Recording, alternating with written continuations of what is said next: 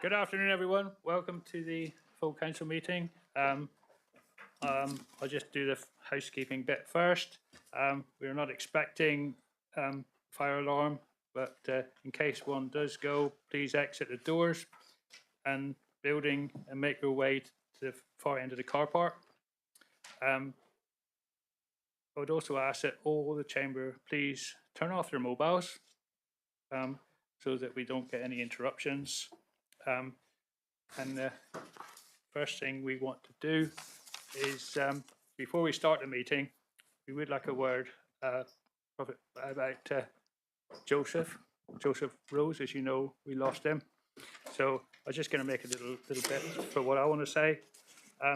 We were saddened by the news of the death of past councillor Joseph Rose recently. Joseph leaves a wife and 2 young children.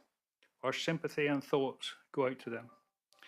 Some of us worked with Joseph during the time he was with us and found him to be a very friendly person.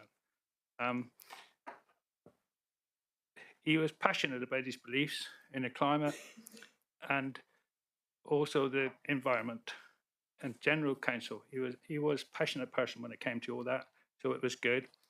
As a councillor, he worked hard for his ward and council. Joseph also had a constructive input into all our debates. So our thoughts are with him and his young family. And when I ask Councillor Hodgson to follow that up, please. Thank you. Some of us here won't remember Joseph or won't have met him because he was on the previous council. He joined us in 2019 and was one of the council during COVID, when we sometimes had to sit in plastic tubes at meetings and all sorts of strange things. And for him as a young councillor who'd never had any previous council experience, town or parish, I think this was quite extraordinary that, there was an element of make it up as you go along. But what he did do was very quickly saw roots into how we operated and what he wanted to achieve. And some will remember that he was very keen on this, what's called Kate Raworth's donut economics. And he really worked hard with different officers to talk about it and explain the benefits of this in terms of sustainability. He also got involved there was some public consultation. We had a task and finish group on public consultation. And I know he was really passionate about making sure that the people he knew would find out about it and contribute. And I think what I took from a lot of that early time when I was only just getting to know him myself really at that point, and I was really impressed with his, the way he sort of took a very sort of thoughtful and academic way into trying to be a good councillor. And I think he just found the whole process fascinating, and at the same time felt that the people he knew weren't really very aware of all of this. And I think we know that a lot of young people don't vote. I mean, the group he was with, he was 25 when he joined. They were part of a group who I'd got to know back in 2014 as I was mayor, who were trying to do what was called the Living Project out at Dartington, which is the pond field, people might remember, was a site that was once thought about. Last year, I went to their celebration of actually buying the site of Dartington Hall Trust, which was a huge achievement by anybody that knows dealing with them is like. And Joseph was very much part of that, from that all those years ago, right the way through to actually getting a site for young people to feel was their place that they could go to. They might not be able to afford a home. They might be sofa surfing. They might feel they didn't have any housing, but they wanted to stay in this area and they wanted it to be something of theirs. And they used to meet a lot of the time during the week, but one of the things they always did was on Sundays, anybody could go and grow food there. So they had these big young people growing food together, babies, all the rest of it, all there, all the dogs, everything. And then they made a big sweat lodge, and they'd have a big sweat lodge after. So there was all this kind of sort of alternative, but sort of very, very practical. And I think, the diversity of that between his very sort of serious sort of side to being a councillor, his very, very strong friendliness and thoughtfulness and kindness, and his passion for doing things that made a practical difference to people's lives, I think was incredible. And I was in the car with him one day, driving over to yet another plastic tube meeting over at Tavistock, and we were driving over Dartmoor, and he told me he'd fallen in love. And he met this girl, because the previous car journey he told me he'd just fallen out of love with somebody. And so I said, oh, this is lovely. And it was lovely, just, that sort of, just feeling, God, I'm so distant from all this sort of early passion stuff. And he was just full of it. This wonderful woman he'd met. And he said, we're going to get married. And when they did, and then before he'd finished that 4-year council period, they'd got a baby on the way. I think the baby had just been born, if I remember, just as we finished. And so that's Aaron, who's 3, and then I'm not sure which way around they are. And the other one, another year later, there was another little one, and he did get married. So he's sudden departure and the sudden shock to everybody that has gone through all that community, all those people who we reached and worked with and did stuff with and led on and gave his, all his sort of passion to, to suddenly find out in the middle of August that you've got a very serious disease, and then a couple of weeks later that you're basically you're not going to make it, was absolutely extraordinary. And I don't know if anybody's read the tributes paid by Katie's wife, but to say that he faced it with curiosity and what could I do about it, and I would say huge bravery. It just leaves me stunned. And I just, at the time I got to know him working with him and out of this chamber as well, just got to be so impressed, and it just seems so wrong, so unfair that somebody so sweet and lovely and graceful has barely got started on what would have been a really brilliant life.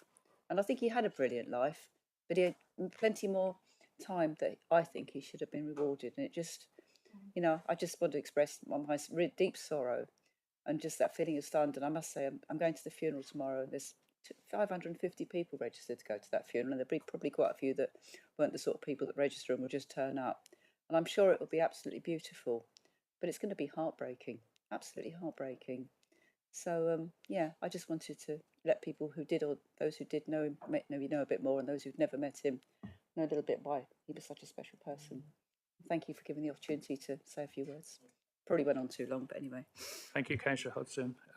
Leader, would you like to round this one up? I don't need to add very much, Chairman, because I think Councillor Hodgson has very eloquently said pretty much everything that needs to be said. I mean, Joseph was kind, and he was brave in council as well. Never mind being brave any other time. He turned up to an organisation that he didn't know at all and didn't understand the workings of, but he knew one thing he knew full well, and he always knew full well, was exactly what he wanted to achieve by being here and what he wanted to achieve for the people that mattered to him. And I think that shone out every time he spoke in this chamber. And we don't have enough of that. And we don't have enough of the diversity of youth and experience that he brought. And he will be sorely missed. I know he wasn't a councillor when he died, but he was missed even when he stood down. The fact that he's not with us at all now is heartbreaking. It really is.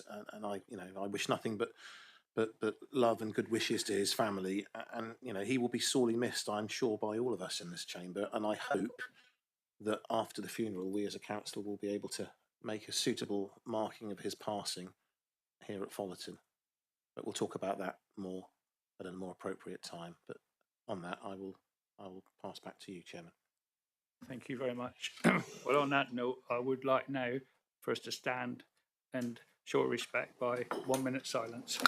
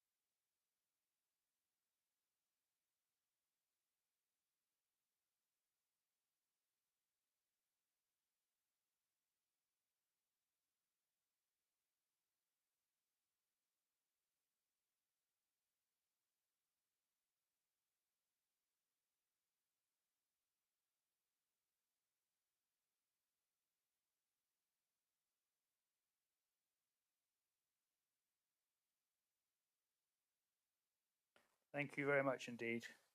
We will always remember him sitting there and bringing up his comments, and they're always worthwhile listening to. So thank you very much for that.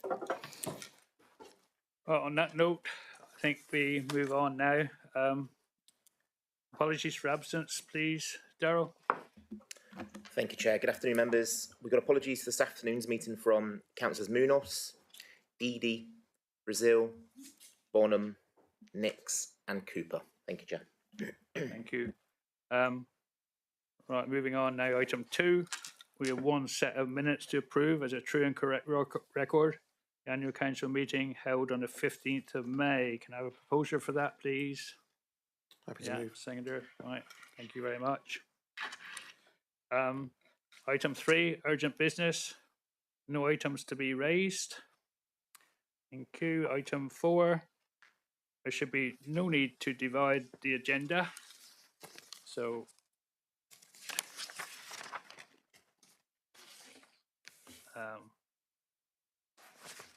we've got to find item 5. I lost it. There's another page there somewhere. They're all stuck together. Lovely. Right. Declarations of interest of any pecuniary or disclosable pecuniary interest or registrable interest or non-registrable interest, including the nature of extent of such interests that may have in any items to be considered at this meeting. Councillor Birch. Yes, Mr. Chairman, I think we should all declare an interest as in respect of item 9 on the agenda. And I understand that a dispensation has been granted to all of us. And I think if that is the case, then that needs to be recorded in the minutes. Thank you. Yes, Victor. Sorry. Sorry, Victor Rabbit. Councillor Rabbit, sorry. And I'm a county councillor, and I hope that I will have a dispensation for any business here. Yes, Chairman, Councillor Abbott does indeed have a dispensation. Councillor Hodgson. That's the same applies to me, that I have asked for a dispensation as well because of my role as a county councillor. And I can confirm that Councillor Hodgson has been given a dispensation. Chairman, there are standing dispensations as well. Mr. Fairbairn, you might as well go through those as well, if that's all right. Then Councillor Thomas has a dispensation in respect of local government matters. Councillor Rake has a dispensation in respect of local government reorganisation matters. And Councillor Brazil also has a dispensation in respect of local government reorganisation matters. Is that it? Lovely. Thank you.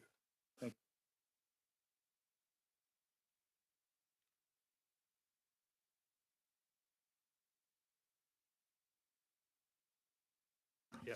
Chair to advise that the monitoring officer has issued a dispensation to enable all members to take full part and vote on agenda item 9, scheme of members' allowances review. Right, we move on to item 6, business brought forward by the chairman. He has none, so that gets over that one quite easily, doesn't it? Item 7, public question time. No public questions have been received, so that gets rid of that one very quickly as well. A member appointed to Ordinance and Governance Committee, invite a proposer to appoint Councillor Steele to serve on the A&G. So moved, Chair. Can I have a seconder for Happy that? to second. Yeah, all in favour of that one? You would be in favour. That's clearly carried for the recommendation. Thank you, Chair. Thank you very much. Right, we now move on to item 9.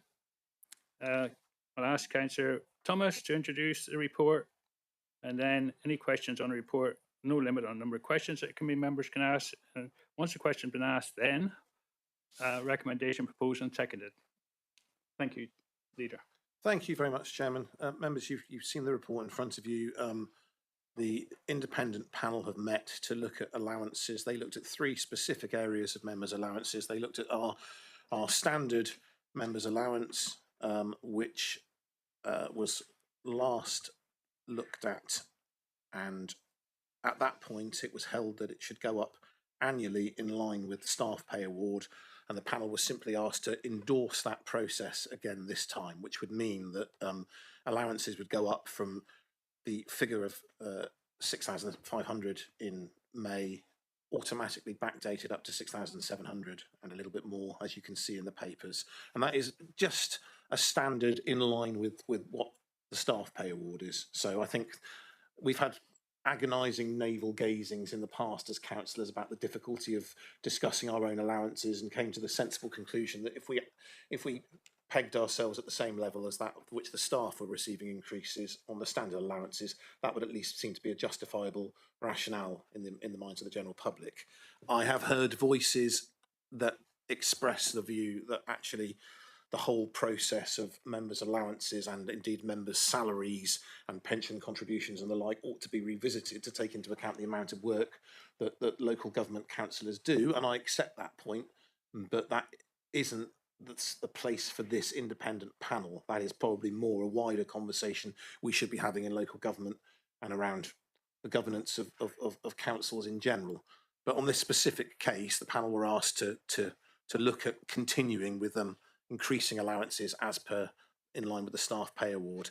There was also a proposal which I brought, and I'm grateful to Councillor Dommett and other members who brought it to my attention in the first place, that there was a disparity between the special allowances paid to chairs of scrutiny committees, and so I proposed that we increased the rates calculators for the chair of audit and governance and the deputy chair of audit and governance, the latter previously not having received a special responsibility allowance, in line with the chairs of overview scrutiny and the vice chair of overview and scrutiny. So you'll see in the report now that the recommendation is that the chair of A&G receives a ×1 special responsibility allowance, and the deputy chair receives a ×0.5, which, as I say, is in line with that which we pay the chair of overview and scrutiny and the vice chair. That is to reflect the increased work of the audit and governance committee and the manner in which this council now uses A&G as a risk testing exercise, and one to look over the good practice of projects the council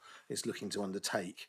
The final consideration was a legacy one around the role of development management members and whether or not members of the development management committee should individually be paid special responsibility allowances. And I think every time this comes before the independent committee, they agonise about the pros and the cons, because they entirely accept the fact that being on development management is onerous with regard to site meetings and indeed the full nature of a day's business, and happens on a monthly basis.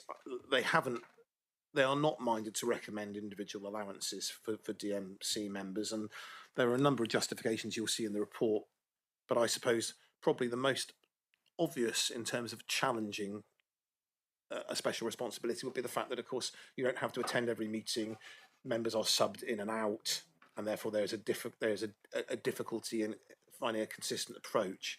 There was also a concern that if we paid special responsibility allowance to all members of DMC, the total number of special responsibilities would be at something like 34 councillor positions or 31 councillors, and the panel's argument was that that would then cease to be special. So they felt that the increase in the basic allowance annually set at the same level as the staff probably made an allowance for DM. Some members will agree, some members will disagree, but ultimately they've made their decision. It is an independent decision. The report asks us to ratify that which they've recommended. And after debate, I'll be happy to move exactly that, but I'm perfectly happy to stop at this point, Chairman, if there are questions. Thank you very much. Thank you very much. Is there any questions for the leader on this paper? Yes. Thank you, Chair. I was drawn to section 4, subsistence allowances, which seem to be something of a kind of historical relict, certainly in terms of their amount. And I just wonder, is that because they're not actually generally claimed except in very rare circumstances, and therefore it seems that £5 for an evening meal, I mean, it's not the fat duck, is it? I wonder if they've been overlooked because they're not used and therefore we could cut them out altogether, or whether they have actually kept pace with inflation and used to be even more derisory. The immediate answer, Councillor Rake, is that the panel were not asked to consider them. Is the pure and simple answer. How many members claim them, I can't profess to know, But certainly the way the independent panel works is they only consider, and Mr White, you can correct me if I'm wrong, but they only consider those matters which the council asks them to look at. So if you'd like them next year to look at subsistence allowance, Councillor Rake, then I'm sure we can arrange for that to be the case. Well, I think if they are being claimed, then they should be looked at, and if they aren't, they should be removed. So I think it would be ideal if the panel could look at those. Through you, Chairman, can I suggest at some point in the next financial year you liaise with Mr White, and if they are, and you can then make a recommendation to the panel accordingly, either to do away with them or to have them examined if they are being claimed. Thank you. Mr White, would you like to come in and make a comment on it, please? Only to add to that, really, it did come up from the panel's deliberations, despite them not being asked to look at it, and we as officers did reply to them to say we adopt a pragmatic approach, and we know that if, for example, that the leaders at the LJ conference, we're not going to ask him to keep, have a happy meal at McDonald's sort of thing for £3.49. So we wouldn't quibble on what is actually there. We would be pragmatic, and the panel did wish itself actually to say we do need to look at this in the future. Thank you. Are there any further questions? No. Move on then to make a recommendation. Yeah, I'm happy to move the recommendation, Chairman. You're a seconder for that? Seconder for that. Right, we can now move into debate. So anybody want to start debate on this one? And no, there's no extra money for you.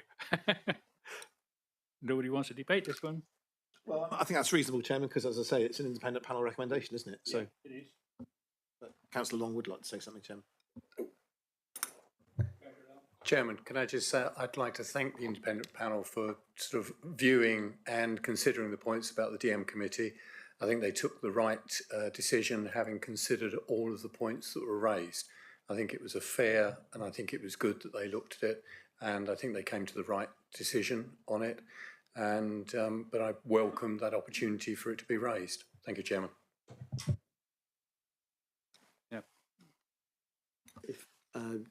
As seconded, just to say, I think it was an eminently sensible decision last year to link the increases to staff increases. It does away a lot of debate and bickering, and I think it's a very straightforward way to go, and hope we can continue that for as long as we're in existence. Thank you.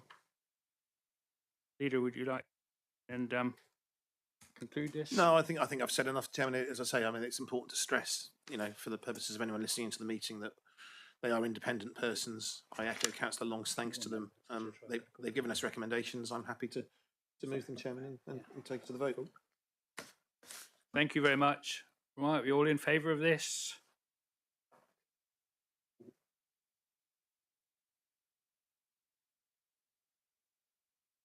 It's 24 in favour. Thank you, Chair.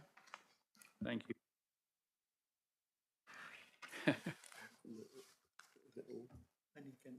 Oh yes. Any against? None against, Chair. Nobody left. Any amendments? No, sorry. I hope not. Abstentions? With one abstention. One Thank you, abstention. Chair. Sorry, but I was running ahead of myself again. I tend to do this. I like these meetings done and over with. Right, moving on to item 10. We go to reports of bodies.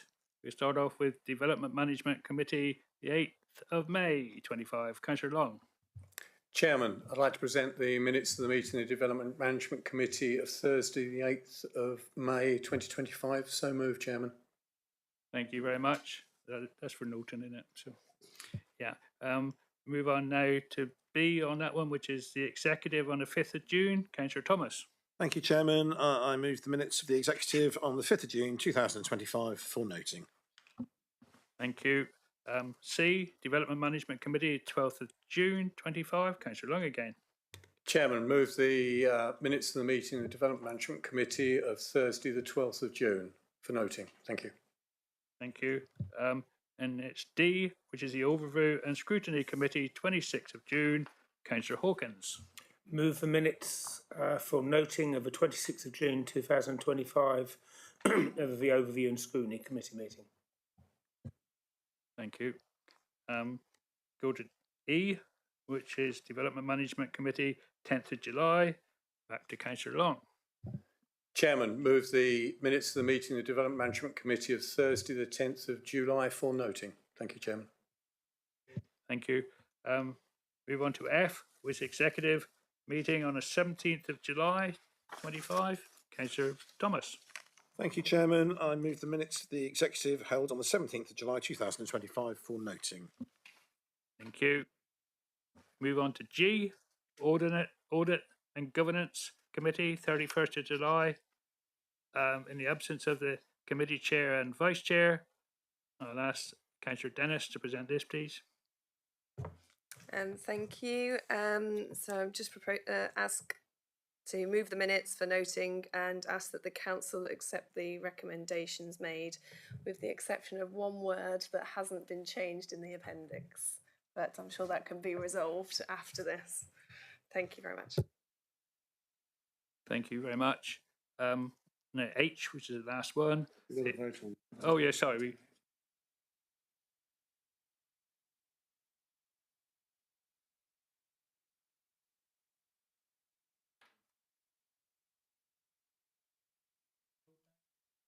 A vote. You got a seconder? Everybody's seconding. So we vote in favour of that one.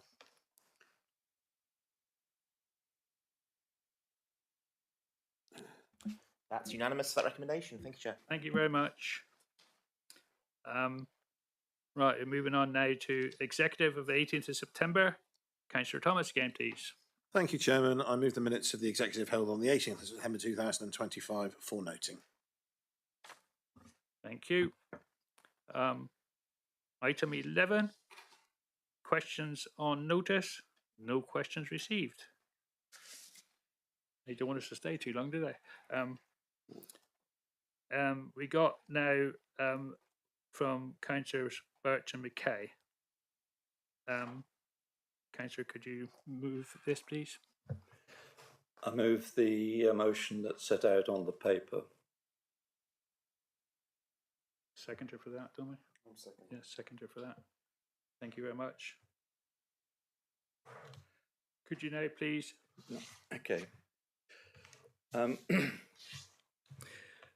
The reason I bring this motion is to seek disclosure by Devon County Council of documents in its possession relating to local government reorganisation. It is my view that Devon County Council has key documents relating to local government reform proposals that should be shared with all the other Devon local authorities, including this council.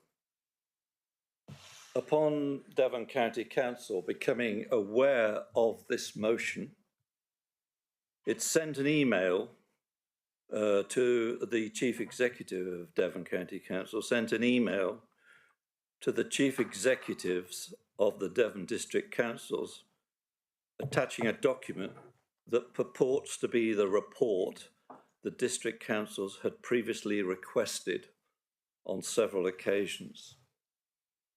The purported report, dated May 2025, is described as, and I quote, interactive dashboard user guide in respect of local government reform in Devon. This document is not, and I emphasise, not the report that has been sought by the district councils. It is, as stated on the cover, a user's guide on how to publish what is called a dashboard from provided files. It is not, emphasise, not the initial Newton report referred to in my motion. So what is the Newton report mentioned in the motion that is not, and emphasises not being shared by Devon County Council, and furthermore has been sought by the district councils for quite a while now? It is the report, the Newton report, it is my understanding that the county councils network, which represents all county councils, instructed a company known as Newton to produce a report with the title, and I quote, Local Government Reform impact on people's services, end of quotes. This was being a report for all those county councils being the subject of reorganisation. Devon County Council would have received such a report in or about April 2025.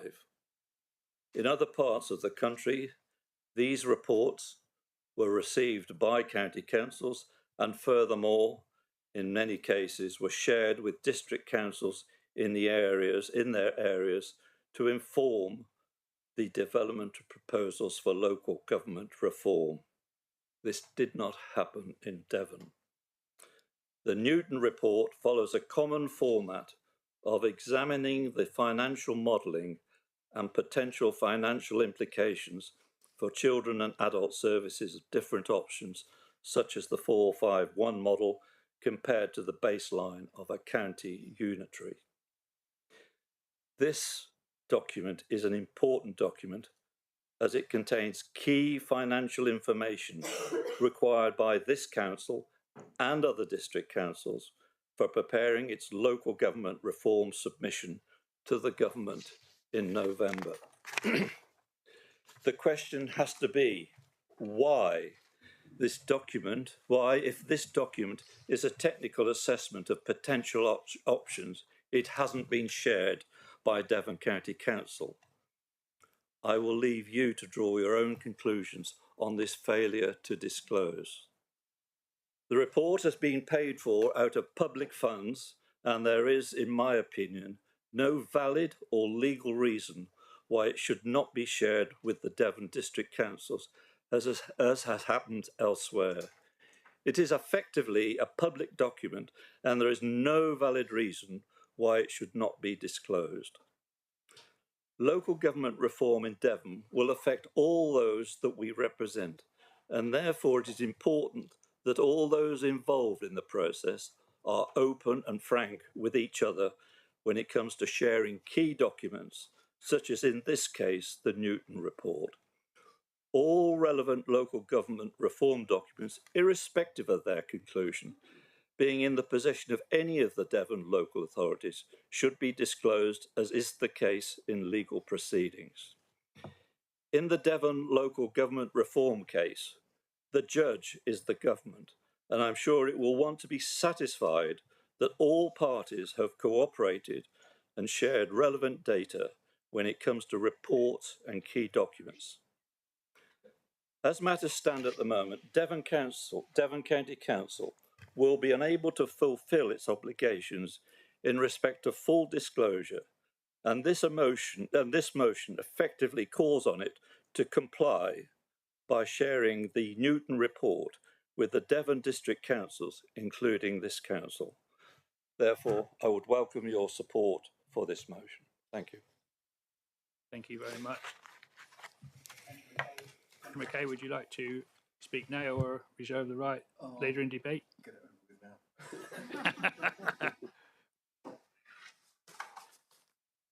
now. I haven't got an awful lot to add to what Councillor Birch has just said, but I think one of the reasons why this has become very important is there is a disagreement between the district councils and the county council with regard to what is a viable proposal for unitaries.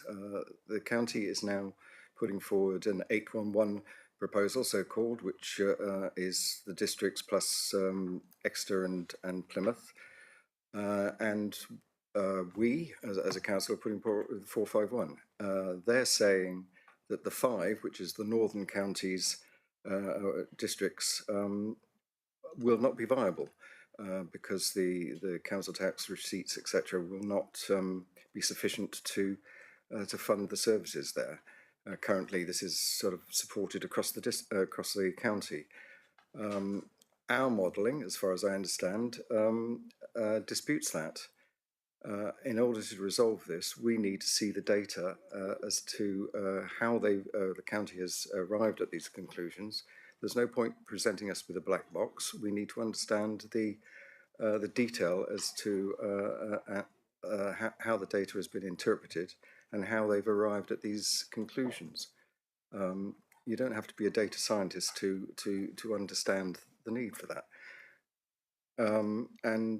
Whilst we are that data is being withheld, it's very difficult to have a rational argument about or discussion about this.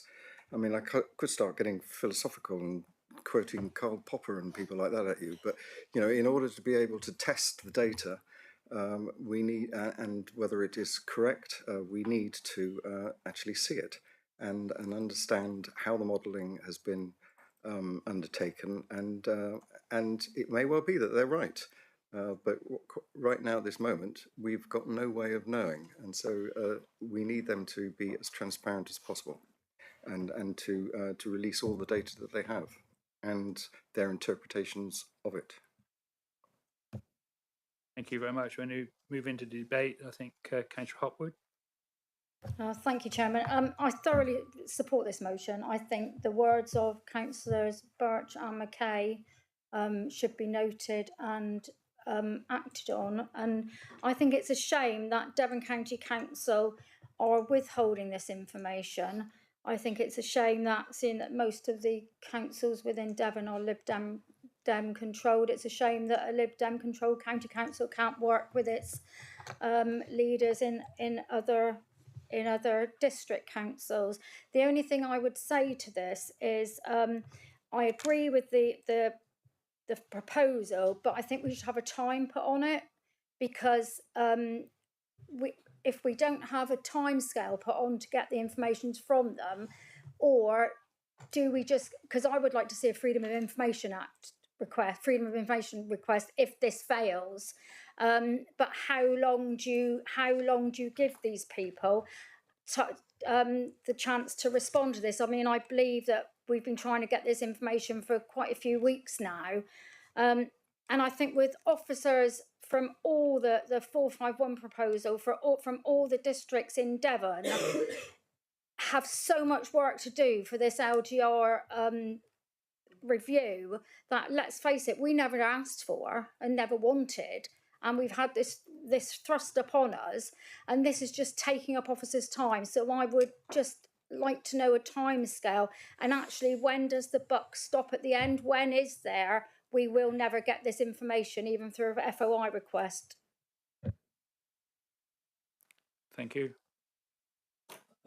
So I thank Councillor Hopper for her support.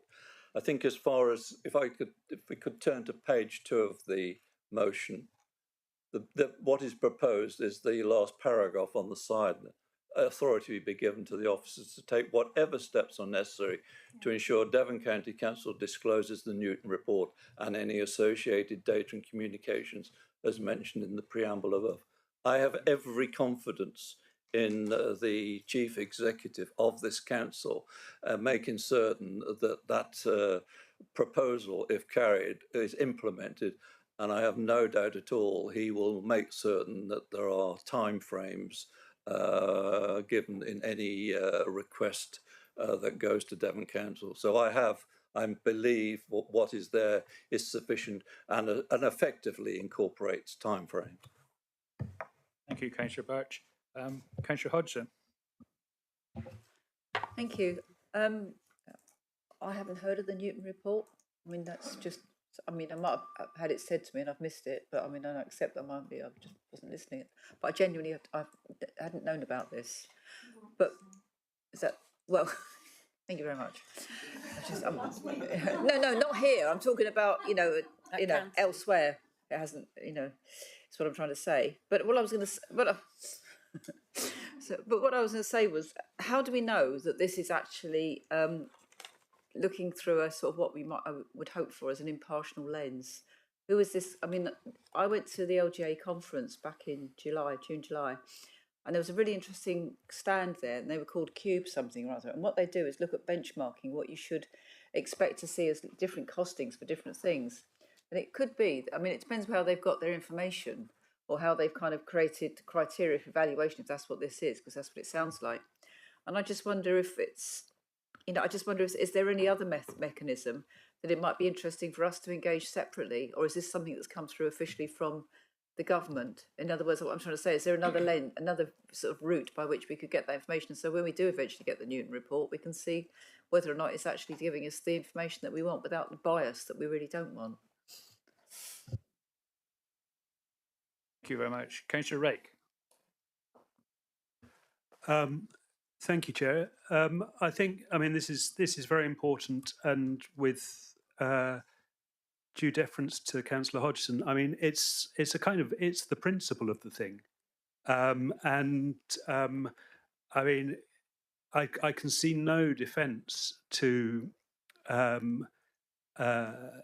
the County Council not allowing access to this. If they need to do that in a data room to make sure it's secure and doesn't leak into the public, or if they think some of the information is sensitive, then but if branches of local government can't trust each other, then we're completely yes, that, I think I heard the word in the room.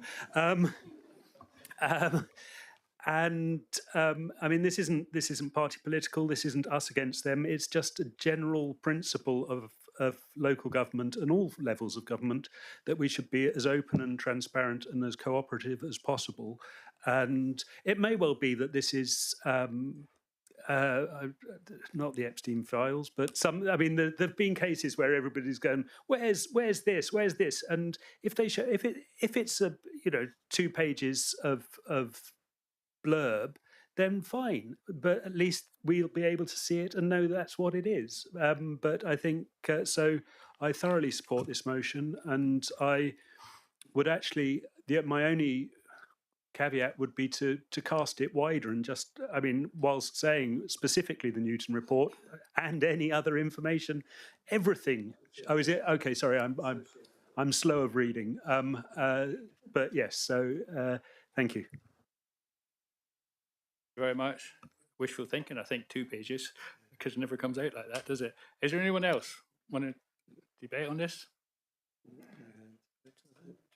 No one else? Right, we go to the vote on this motion. Oh, Councillor Orr, I'm sorry. Put your hand up like that, I can't see you. Thank you, Chairman, and forgive me for coming in right at the last minute there. I wonder whether I could propose a slight amendment to this.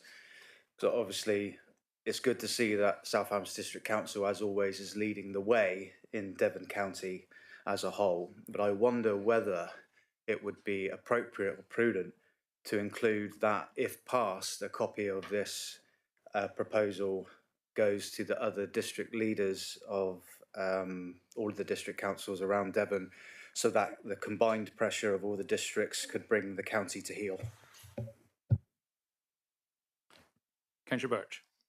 I'm sorry, I can't accept that amendment because we are speaking for ourselves. I don't think we're in a position to speak for other councils. If other councils want to obtain a copy of this report, then they have the same route that we have.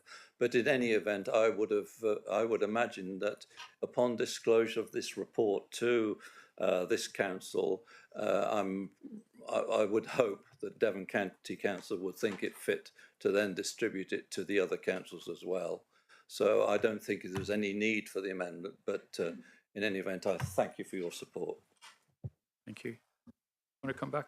Yeah, just to say that if Councillor Birch is happy with that, then I'm happy to withdraw said amendment on that basis.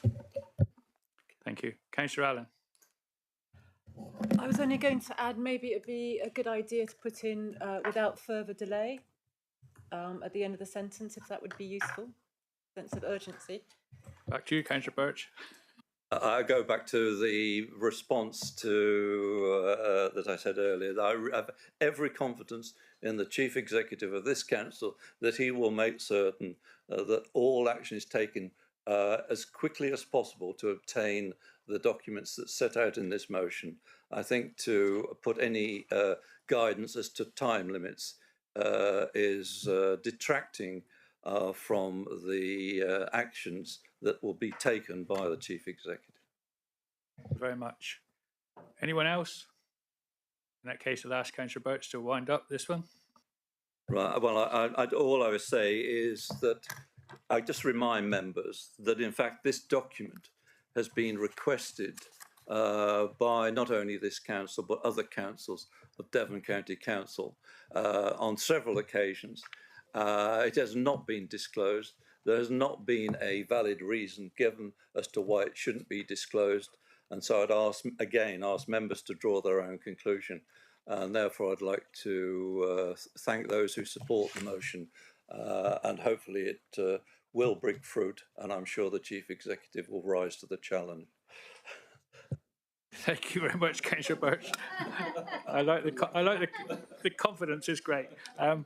Okay, right, we vote on this motion now. We all in favour?